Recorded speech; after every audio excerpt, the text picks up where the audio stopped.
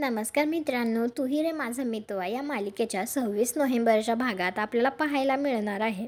ईश्वरीची आई आता ईश्वरीकडे आलेली असते. त्यावेळी ईश्वरी तिला म्हणते, ॲनिव्हर्सरीची तयारी करायला मी येते तुझ्याबरोबर. तर लगेच तिची आई म्हणते, सगळ्यांची परवानगी असेल ना तर तू नक्की ये. तर ईश्वरी म्हणते, मी आलेच पटकीने बॅग भरून.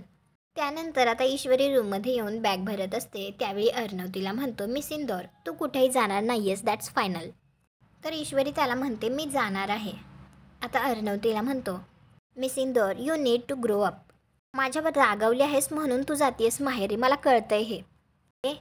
तर ईश्वरी म्हणते, नाही नाही नाही नाही नाही नाही, मी माझं डोकं शांत करण्यासाठी चालली आहे.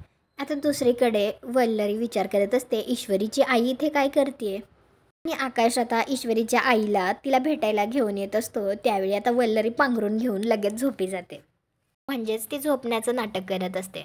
तर आकाश तिथे येऊन पाहतो आणि तो म्हणतो, मॉम ईश्वरीची आई आली आहे तुला भेटायला. परंतु वल्लरी काही उठतच नाही आणि तिचा चेहरा तो ईश्वरीच्या आईला दाखवतच नाही. तुम्हाला हा भाग कसा वाटला ते कॉमेंट करून नक्की सांगा. व्हिडिओला लाईक करा, आपल्या मराठी मालिका चॅनलला सबस्क्राईब करा. भेटू पुढील भागात.